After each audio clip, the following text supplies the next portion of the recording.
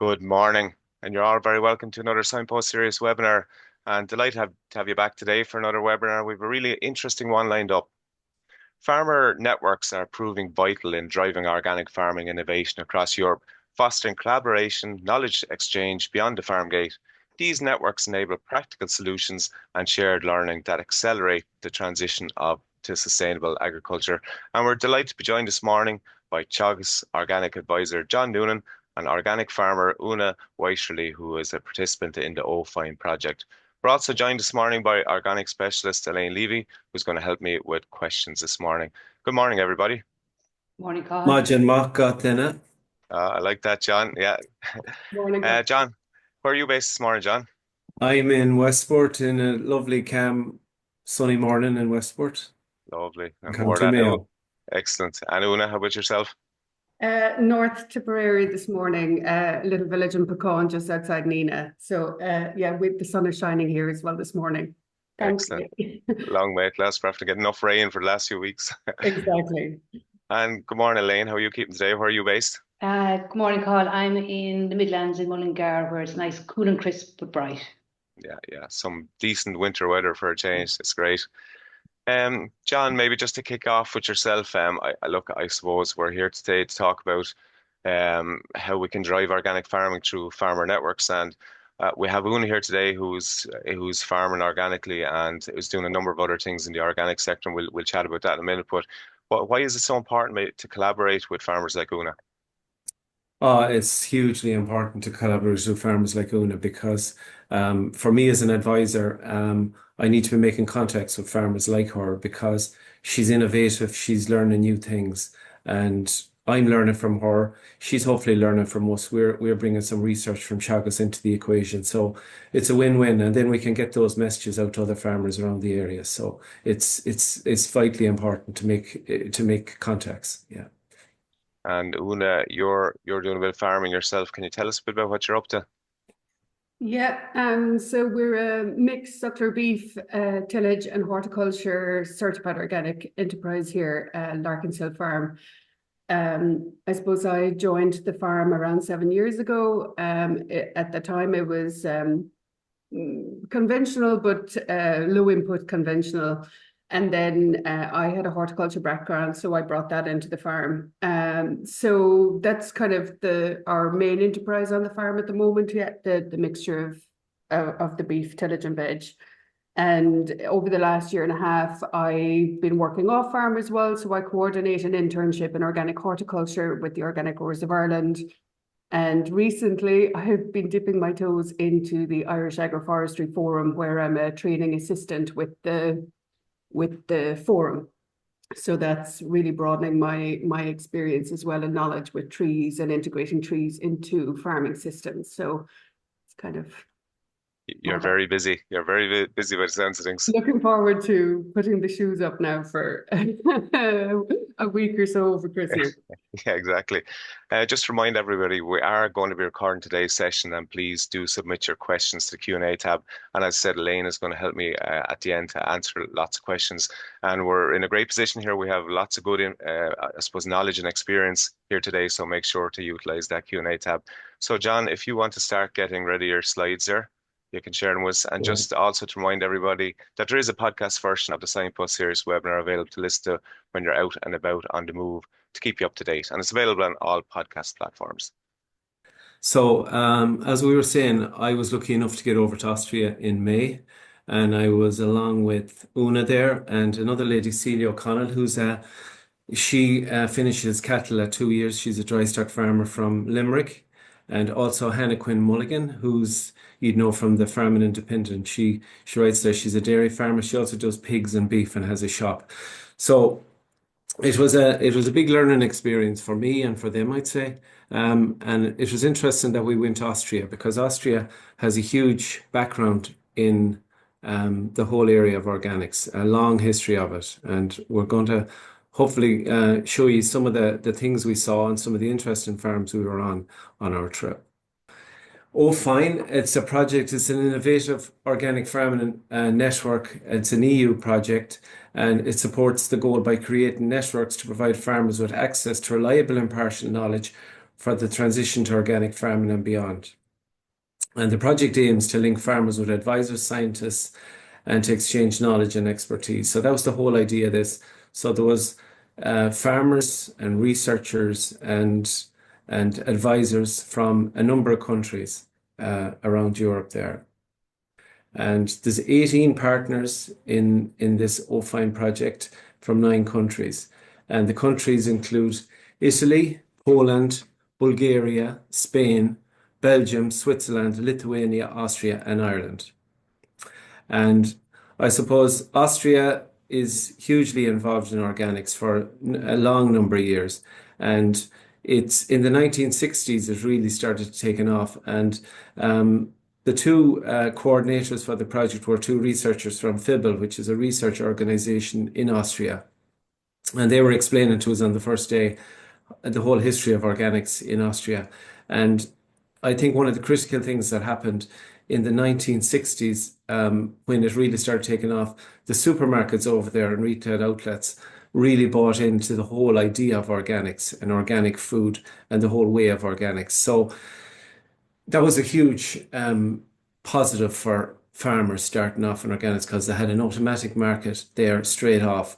And when they'd walk into supermarkets, the organic veg and beef, etc., would be there right in front of them. So it was making it mainstream straight away. So I think that was one of the critical things that has led to the fact that there's 23% of the farms organic in Austria at the minute and 27% of the land. So that's like one of the biggest, if not the biggest, in Europe. And we'd have around 5%, which is okay too, but we're on an upward curve. Interestingly enough, as well, when it started off, it was mostly the poorer land and the uplands in Austria, those farmers that went into organics. And ironically enough, in Ireland as well, it's farmers from the western seaboard, from Donegal to Kerry, and a lot of them are in organics as well. So they found the same thing, that farmers in the richer ground, in the better ground, were more reluctant to go in. And I think part of the reason for that is that farmers in poorer areas have less of a transition to make, to change from conventional to organic. And there's 24,000 organic farmers in Austria at the moment. They're highly organized and they have a big lobby, and we might talk about that later on as well. They're a very strong lobby in Europe and in Brussels. So I suppose the aim of this project was we were to look at ways of exploring innovative organic farming practices, because like in May 25, anyhow, there were 4 events on farms around Vienna in Austria, and that's where we stayed for our trip. And the farms showcased innovative farming methods such as direct sales, agroforestry, as Una mentioned, strip cultivation, hilling, and manure management. So we were all there to learn and trying to ask questions and find out how can we adopt these innovations to an Irish situation. I suppose some of the key objectives of the trip were to evaluate mixed organic systems, crop, livestock, tree combinations, biodiversity. So I suppose it was more geared towards horticulture and crops, the trip. There wasn't that much from an animal perspective on the trip. We were there also to understand farming system innovations, farmers responding to climate change. So even in our own situation, we have to start looking at ways to adapt to climate change. They're starting to look at those situations in Austria and how they can innovate and adapt. Also assess ways to close the nutrient cycles on farms, manure management, cover crops, green manures.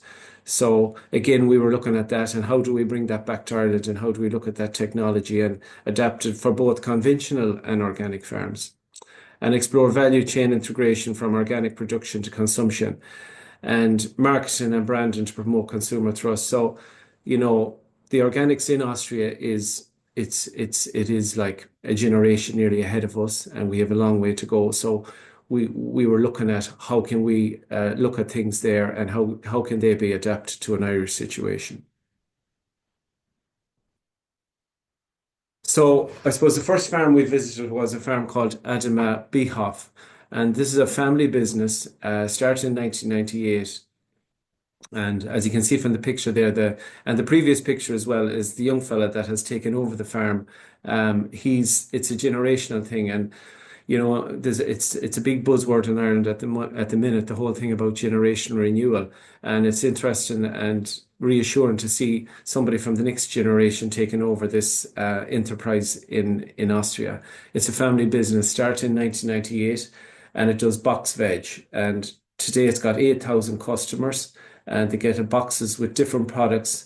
And they have 100 hectares of their own where they grow a range of different vegetables, and then they buy vegetables and potatoes, etc., and different crops, tomatoes, and maybe Una will speak a bit more about that. But they have a huge range of options for the consumer to pick from, and you kind of pick you dial in or you pick your stuff off. It's an all online sales kind of a box system, and there's huge ranges there. So they have got a lot of customers, and they have built up a huge following over the years. So it's a kind of it's a hub really for other farmers to sell their produce to these people, and then they market it. So it's like a lot of farmers that might be growing different types of vegetables wouldn't have the skill set to market them or sell them, but these people have. So they have a lot. They grow a lot themselves, but they buy a lot of stuff as well from other farmers and market it. So specialized direct sales of organic vegetables. They have an organic store, and a huge store, and they often store produce, and then they can release it in times when, in the winter time and things like that. And there's a huge focus there on soil fertility, obviously, using crop rotation, green manures and legumes to enrich the soil. So again, they don't have access to farmyard manure a lot of the time, so they have to be looking at cover crops, legumes a lot. Crop rotation are very important for controlling weeds and that sort of thing. So they're very impressive. They also had a shop there and a cafe where you could buy lunch, etc., all organic. So that was Adama Biehoff, a very impressive organic farm in Austria. So the second one we went to then was Biehoff Ripfel, and this farmer, he grows wheat, carrots, soybeans, and a grass clover mix. And as you can see from the picture there, he has started, Andreas is this fellow's name, and he has put in 800 almond trees, and he's planning a nut production enterprise. And part of the reason he was doing this was that he was showing he's one of the demonstration farms for FIBBLE, the research organization, and he's showing how you can integrate trees along with different crops and grazing animals as well. So the trees are I think they're around 4 or 5 years old now, and there'll be almonds coming on them in the next couple of years. So you can see from they were planted 5 meters apart, and then there's about maybe 16 or 17 meters between the rows of trees, and that's intercropped with different crops. And he's got an irrigation system running along by those trees as well. So a lot of this part of Austria gets very dry during the summer, and they have to have irrigation. But they're looking at how those strips can help biodiversity, and also how it can help with shade and with water runoff and reducing erosion, etc. So again, a very interesting farm to go on, and there was a lot of good messages from it. So the next farm we went to was Biehoff Binder Lackey, and this is a very hilly farm, 58 hectares. And it's cultivating rapeseed, wheat, rye, spelt, oats, soybeans, and legumes. And there's no livestock on this farm. So again, because of that, there's challenges with soil fertility and keeping the fertility of the soil up. So it was we looked at this hilling technique, and the hilling technique is an old Roman technique of basically making drills. And the idea of it is that you can see there from the picture, he's got a specialized kind of a machine for it with chains on it. And they basically, the chains are for disrupting weeds. So the idea of it is that in times of very hot weather, that the plant has soil around it. And it was actually a soybean crop that was going into this. And you can see that it's quite a slope in that field as well. And if you get very heavy rain, again, through climate change, we're starting to get heavier bouts of rain in short periods, that the stones you can see in between the drills, that these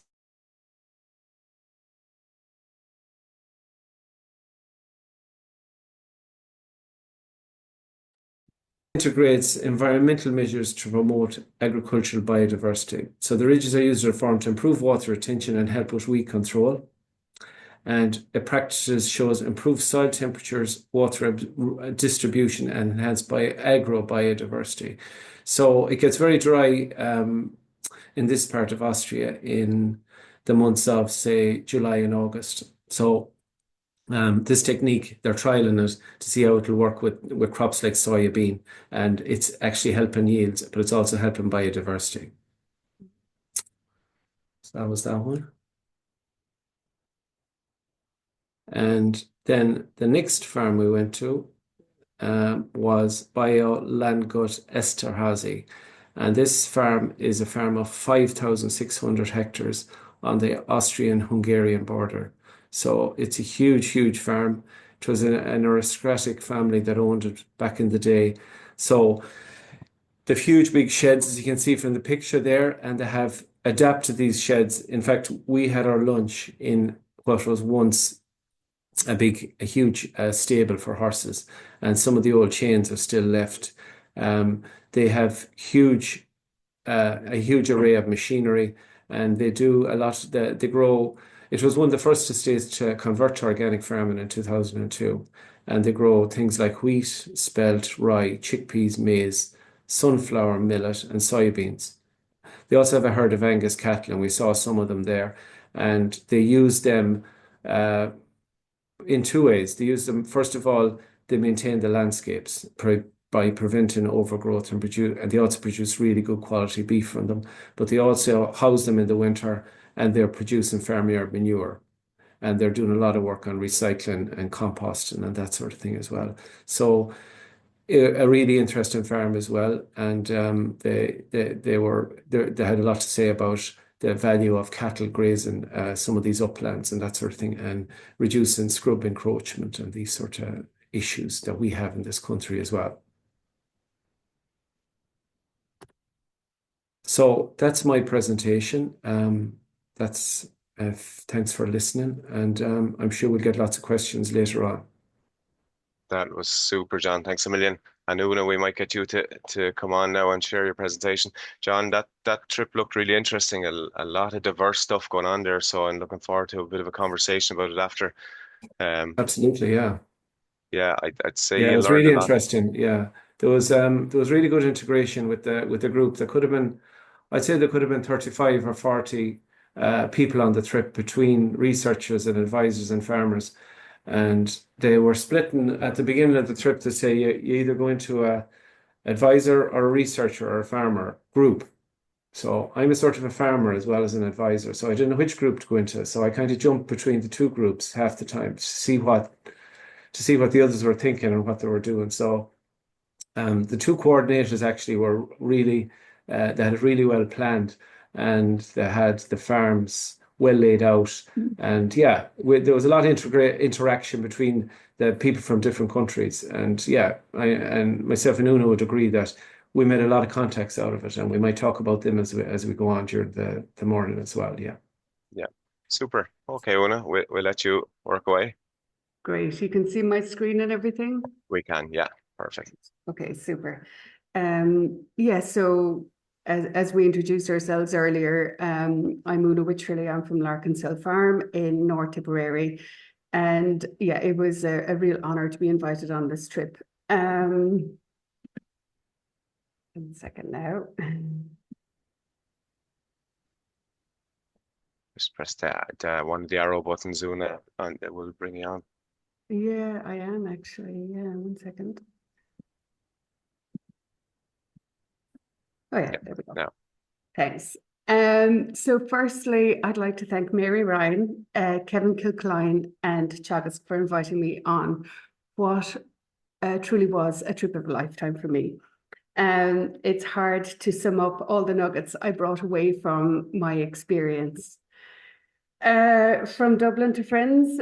So we left Dublin Airport for Austria, having only properly met John, Hannah, and Celine that morning in Dublin Airport.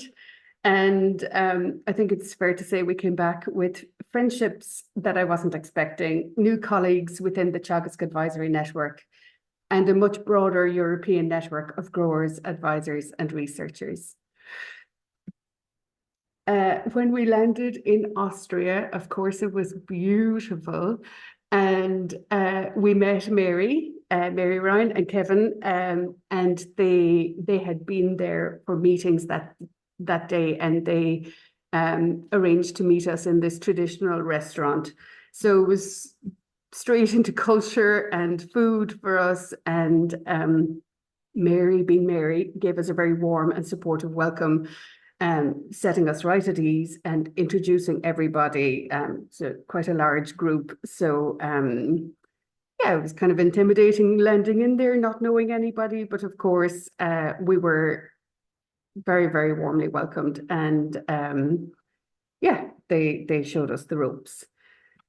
So like John has given a really comprehensive introduction to all the farms, Biohof Adama, yeah, I just found it, especially because we're vegetable farmers, it was a really educational farm walk.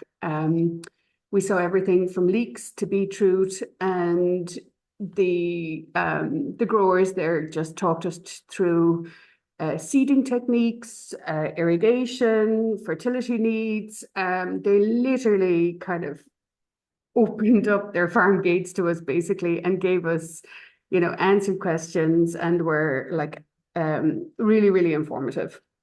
So we had, as John was saying, we had broad discussions on, what increased by organics in Austria, and, where were the supports coming from in order to increase the levels of organic and organic farmers. So yeah, we had a very broad discussion about public procurement and policies. We saw, all the tools, literally, from irrigation reels to hose to planters, and that's a nice picture of John there, their farm shop and building. It was just stunning, like all the beautiful Austrian timber work and exposed beams and everything. So it was a real cultural experience, as well as seeing what was happening on the ground there with their farming.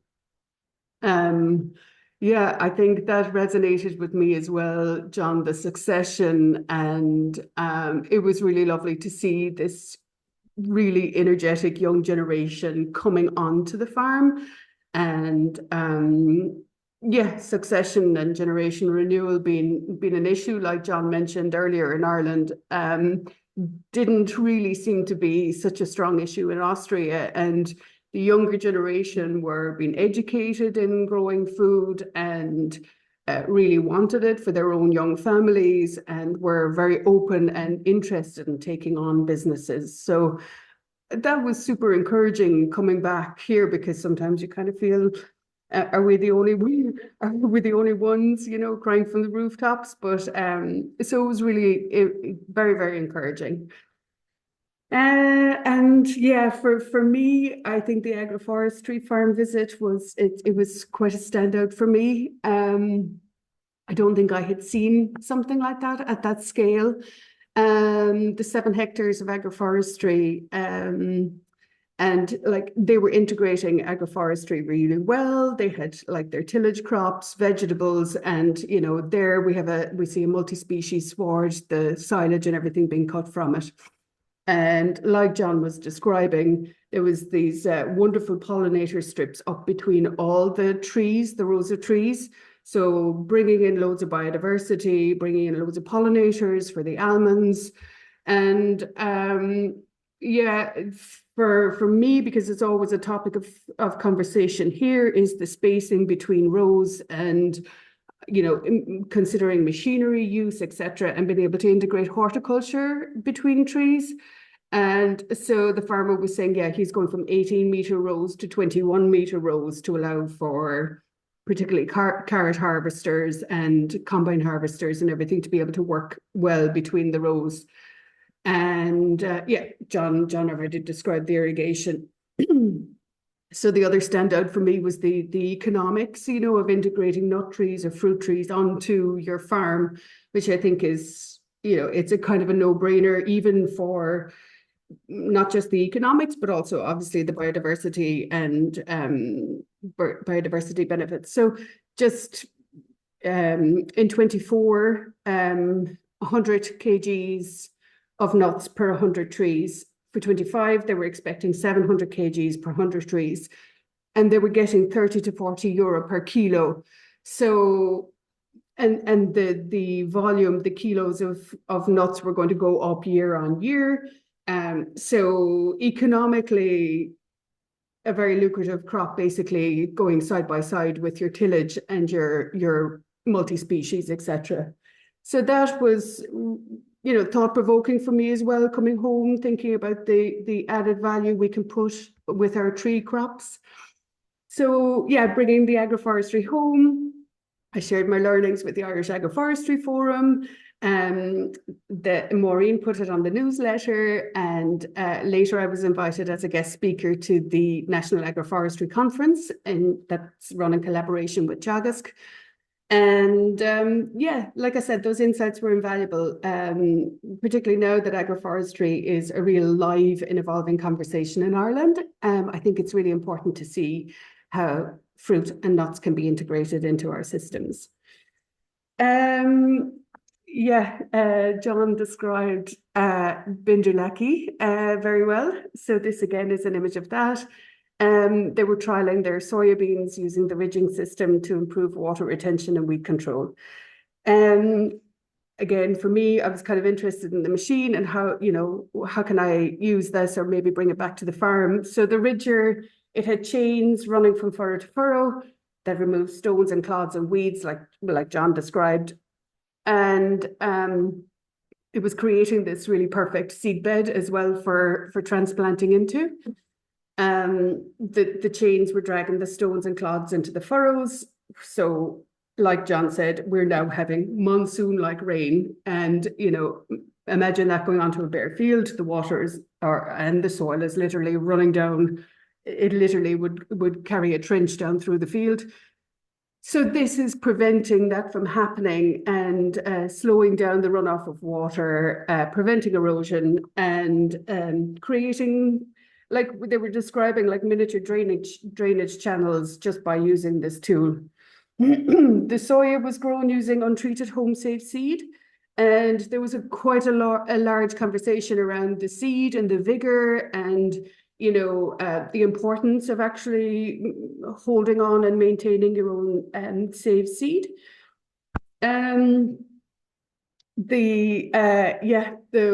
Biolandgut estate, like John described, I mean, it was extensive. It was huge for me, the size and the scale of the machinery. Even the machinery shed, I mean, I couldn't put all the images, but like the tool shed was savage, the machinery and everything was so meticulously maintained. And it was just a really great example as well of, you know, your tools and your machinery shed. They had a venison enterprise. The deer were managed and processed on site there as well, creating a large market for their venison. So Hannah, as John said, was on the trip with us, and Hannah brought this learning home. So she added venison burgers and sausages to her Limerick farm shop, which relieved a lot of the pressure on her beef sales and widened choice for her customers. So she says that she's sold around 3,000 euros worth of venison since May, which has been a huge help for her small business. So, I mean, I think each one of us brought something home with us, you know. So yeah, so going on from there, meeting Cohen. It was on this particular farm that I got an opportunity to talk properly to Cohen. He was a researcher from the Flanders Research Institute, and he's PhD and background is in soil and soil health and composting. So a couple of months later, bumped into him again in Groundswell, farming festival in the UK, just totally randomly walking down through a crowd of thousands of people. And we picked each other out of the crowd. So had another large conversation there and attended some of the talks at Groundswell together. And so again, reinforcing our contact and collaboration, and moving on from Cone. Moving on from Cone, we made these wonderful Swiss connections. We met Thomas from Zurich. And again, Thomas was in Ireland this summer as well, and we met him in Fecal, and he also visited Hannah's farm shop, connected with John and myself, and we remain in contact. He was sending me pictures actually recently that he has his cattle in. That's his shed in Switzerland. He was saying it has gone down to -4 and 5 recently. He's all the cattle in feeding, and he jokes that there's an open visit for us to visit Switzerland, and he definitely wouldn't mind a few farmers to feed a few cows in the Alps for. So so again, just the connections that we made were amazing. To have created these lovely friendships with farmers across Europe was it's just lovely. So coming on from there with the soil, so when the Soil Cretaceous call opened, I decided to shape my proposal around some of the conversations that I had had on this Austria trip, especially with Koen, and I contacted him again to build him into an application so that if I got the funding, he could travel to Ireland and offer guidance to me and other growers and co-host some farm walks and discussions. As John Noonan put it after the trip, we need to get that man to Ireland. So that stayed in my head, and I thought, right, let's try and build this into an application, and fingers crossed, we'll know next month if it got approved. So some of the real outcomes since coming home, like I said, I like everything that I walked through and saw in Austria, you always try to bring those learnings home. So we modified tools in our own farm to test the chain system on spud drills. Like we said, the weeding and everything is, so I'll just see if this video will work. So totally makeshift system, but it just demonstrates the chains, the clearing off all the weeds and the potato stalks at the top of the beds. They're being earthed up. The video kind of speaks for itself, really, but I might make the investment next year on the on the real deal. So I've built research and Teagasc contacts into presentations and funding applications focused on soil health, spoken on Austrian agroforestry to conference audiences, and strengthened long-term advisory friendships. It's hard to sum up in 10 minutes. From tool modifications to new projects, international friendships and advisory networks, all of this came from one O'Fine Cross visit for me. Thank you again to Mary Ryan, Kevin Kilcline, Teagasc, our Austrian hosts, O'Fine partners and fellow farmers for such a powerful experience. I don't know if I can put enough words or express it well enough. The learnings, the collaboration, the invaluable experience that I personally gained from this visit. So there we go. Thank you. That was absolutely excellent, Una. It actually could work for Austria's version of Bord Fáilte. I think I want to go there now and see what you've seen. It was a really good visit by the looks of things. I liked your slide at the end where you took the learnings back and you actually tried to modify a machine, which you seem happy with so far. Can Can you tell me, is what you've made good enough, or do you need the real deal? As you said, you might invest next year. Yeah, I mean, look, no, it's probably not good enough, but it Yeah. really does show how it can work here, and it can work in our potato crops very well. It was a cheap and cheerful version to see, well, is it effective or not? And yeah, it would give me the inclination to potentially invest again. I mean, weeds are always an issue in organic farms, especially vegetables, and to try and find tools and machinery that is going to reduce that for us is a no-brainer. Yeah. So it's just it Yeah. was great. It was great to see it. I hadn't seen one ever in action before, and it was just, yeah, something that I really brought home. Yeah. And you're no different than the rest of us. We get excited when we see a new machine. But is there any? There's so much that you went through there in your presentation. Is there any other big learnings that you might focus on and trying to adopt? I know we saw one of the first farms that John presented was a big vegetable farm that were going all the way from growth to shop to restaurant table. A lot going on there. Yeah, I mean, I think and John touched on this as well. I mean, it was really topical of like how organics has grown in Austria. Why has it become such like mainstream to have like vegetables on all the procurements and all the shops and everything? Like, it's large. And I think like it's built into their procurement documents and sustainable procurement targets, basically. So it's mandatory. There's oversight into it, and so that basically drives growth in the sector. Then so I think I have it written down here. It was 25% by 2023, then 30% by 2025, and then going up to 55% by 2030.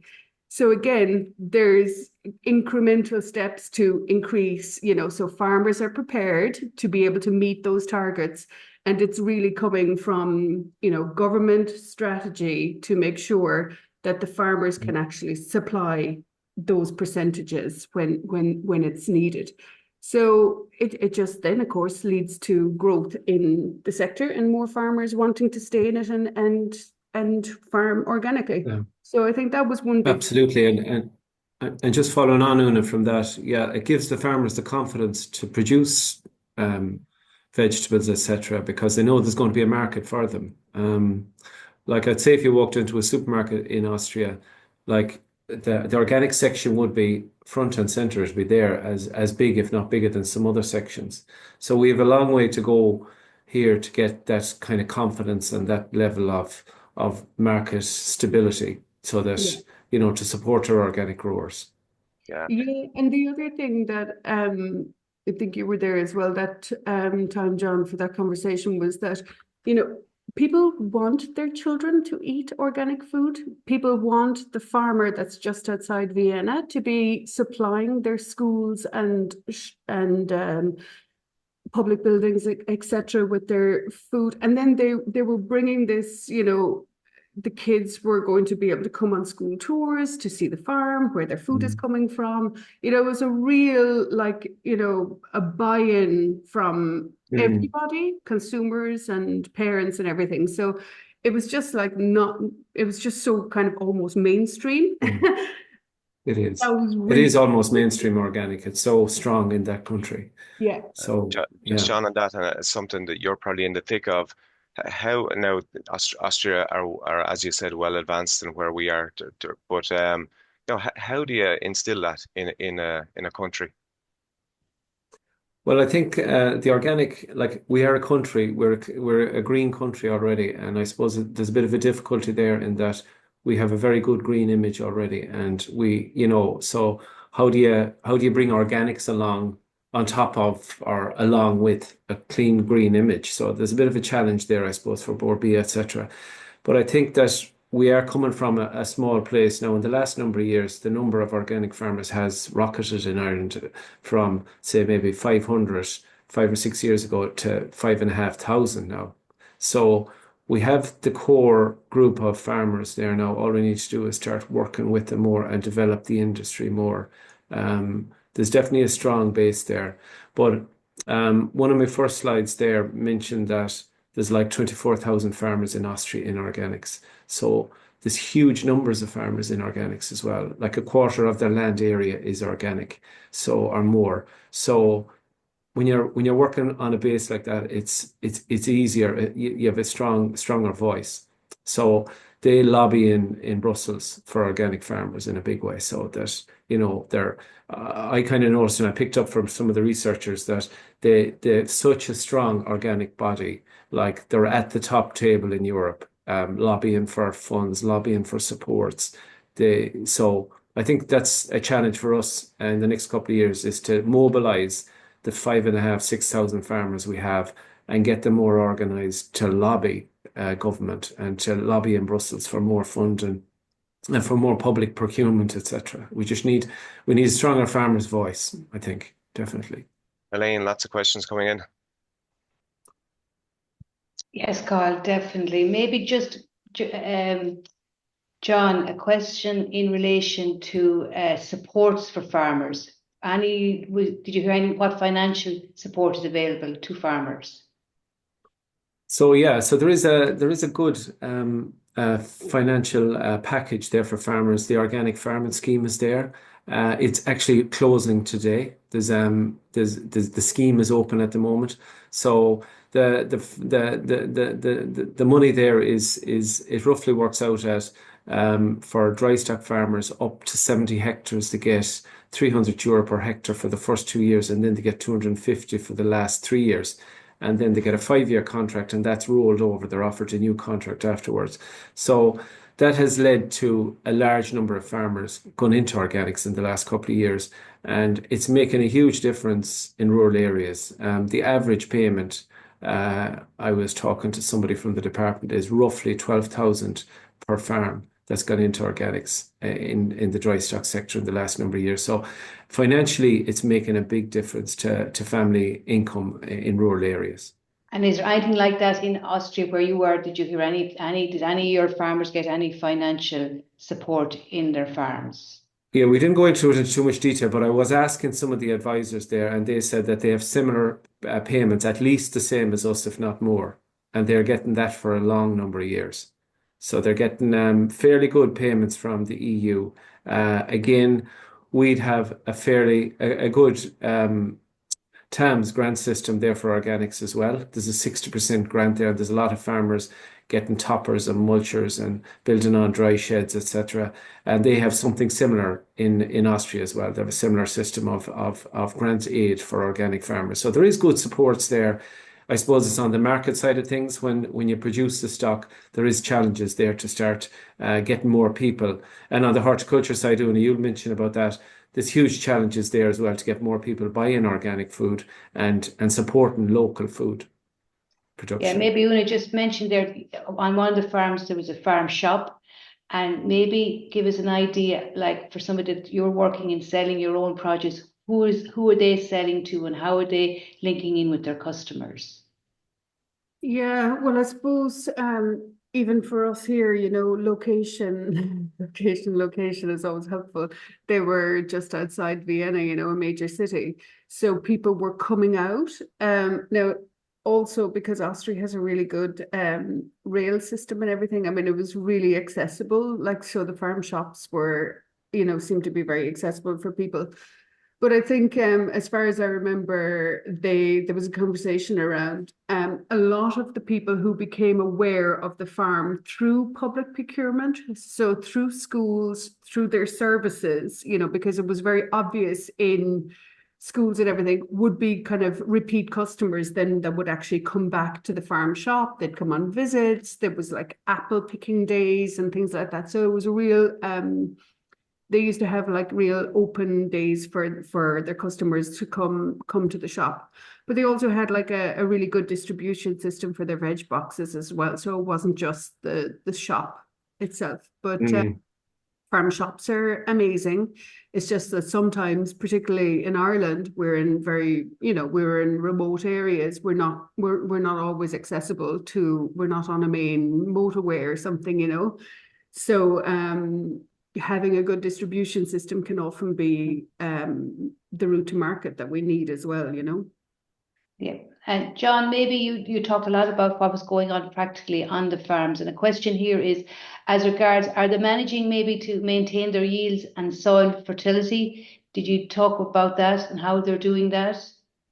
Yeah, we talked a bit about that. Yeah, they put a lot of work into rotations and green cover legumes. So they might have a fallow year, then they might have a crop, and then they might have green cover for another year. So I know on the last farm we were on, the Esterhazy estate, they are doing a lot with farmyard manure, composting it, getting it right at the right time to put it out and at the right stage, and just building up and doing a lot of soil testing as well. So maybe on an annual basis, they test their soil and rotating around the different parts of the farm, different crops, coming in with protein crops after tillage or whatever, just to try and build soil fertility. Because I know on the Adama farm, the first one, they're completely no farmyard manure, so they have bigger challenges. So green crop and legumes is a big part of that.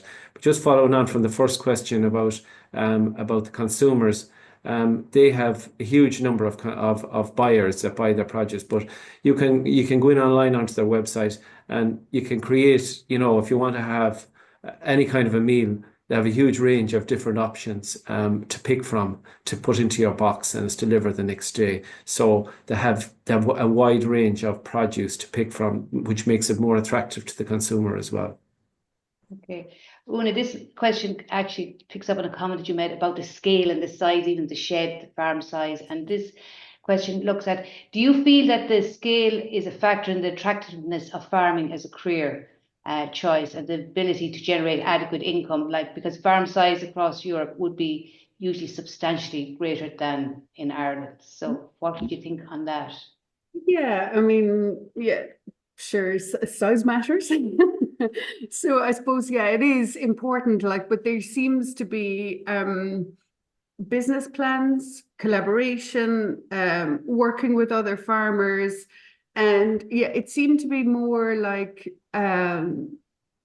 real business focused, in terms of their scale. It wasn't just, even if you were on a smaller farm or a smaller holding, they were still being very productive. So everything seemed to be like they were being productive while also being kind of organic and caring to the environment and everything. So but I suppose for me, some of the scale was massive, because I hadn't seen that kind of scale here in Ireland. And some of the machinery particularly on the last farm, from composting machines to, some of the drill plows and stuff were huge that, I wouldn't really see I definitely wouldn't see it in North Tipperary too often anyway. So I guess. Yeah, they were productive, and I think they were getting a premium price for their organic as well. So I think that all feeds into, the scale a little bit. Yeah. John, do you Just want on to add that as well, I think, sorry, Elaine, I think the farms we went to, because we were located in Vienna, the farms we went to were close to Vienna, but a lot of the organic farms are in the western part of Austria, in the uplands, and the big small beef farms, small dairy farms, small horticultural farms. And as Una says, they'll be very focused on financials and making money but I think the big thing about a lot of the organic farmers there is that, first of all, they were getting fairly good direct payments, but secondly, they were sure of their market for their produce as well, that if they produced something, that they were going to get paid for it, and they were going to get a bit of a premium for it as well. And there was good networks, because I know that big farm, we keep coming back to that big Adama, they buy a lot of stuff off other farmers and market it for them. So the farmer, they contract them to produce maybe 10 hectares of carrots. The farmer knew that they were going to sell that 10 hectares of carrots. And I got the impression as well, they had a good idea of the price they were going to get. And then they get a little margin on for marketing it. So they have a very good structure there. But that's because they're at organics for a long number of years and they have developed the system, and they're getting huge government backing and EU backing for it as well. Yeah. And maybe, John, just to move on to the type of farmers, you mentioned in your presentation that it was the more upland farmers that converted in the early days of organics. How about now? Are the lowland, better soils now embracing organic farming, or? No, not necessarily. That's a question I was asking because again, we were looking at the kind of ground as we were traveling around on the bus, and very, very good ground, lovely flat ground, real tillage ground you call it. But the lads on the bus that were or the coordinators were saying that actually this would be different than a lot of the farms that are in Austria, that a lot of them would be upland and as Una was saying, almost Alps kind of type, upland ground, small farmers. And I was kind of struck by the fact that in Ireland, it's the same kind of farmers that have flocked into organics because the transition from they're nearly organic as it is. A lot of the farmers in Ireland that's gone organic. So the transition was easy. But funny enough, it's the same thing in Austria. And a lot of the highly productive farms in Austria have not gone organic. So it's interesting, the trends. But I think as well as the psychology in a lot of these areas that a lot of the farmers in upland poor areas have to be more adaptive and they have to look at income from all sorts of sources to make up their family income. So that's the way they were reacting. And I think that's why a lot of farmers have gone in Ireland in that setup as well, because their income, their family income wouldn't be as good as in some of the better areas, so that they need to make up their income whatever way they can. Una, farming on lowland is challenging enough. When you go to the uplands, that creates a whole new beast with, soils, stones, and you show some of the equipment there. What were you happy with the type of production that was coming off some of those farms? Maybe, were they?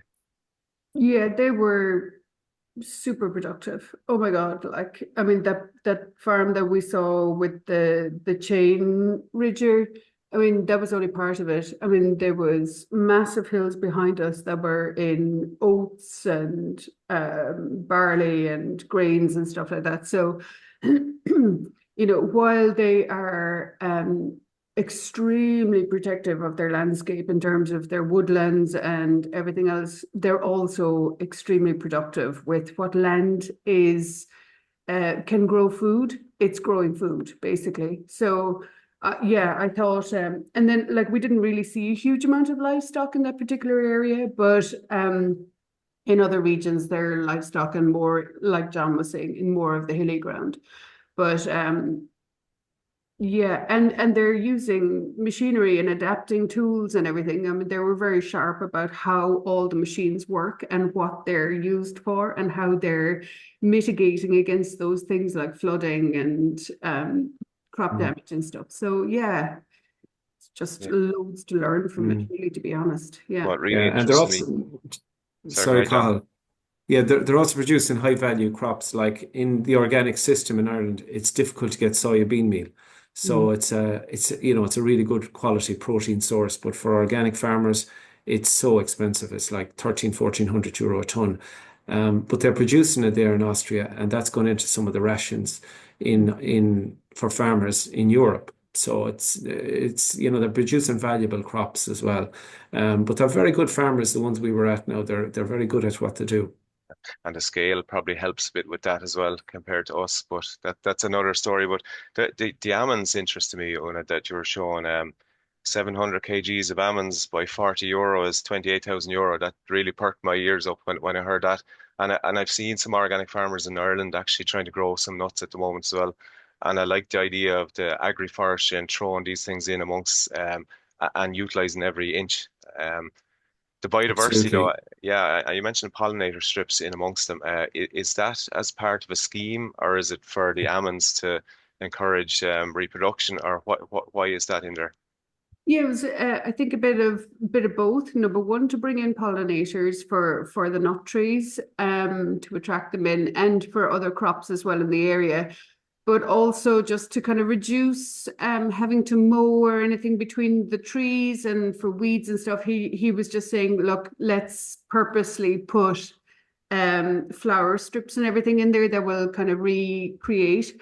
Also, he was just saying that the pollinator strips harbor beneficials that will re-emerge again at different times of the year when maybe there's a kind of a disease burden or maybe an insect burden coming on to like some of the grain crops or the fruit trees and stuff close by.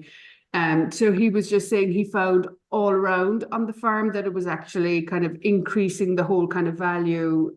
Like he had a lot of carrots. I think on the last image you could see like the field of carrots as well. I was kneeling down in.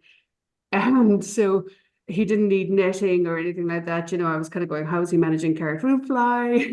And but he just felt that bringing in the pollinator strips was kind of upping the whole biodiversity levels all around and kind of balancing things, as opposed to when it was a complete monocrop of carrots or a monocrop of grain.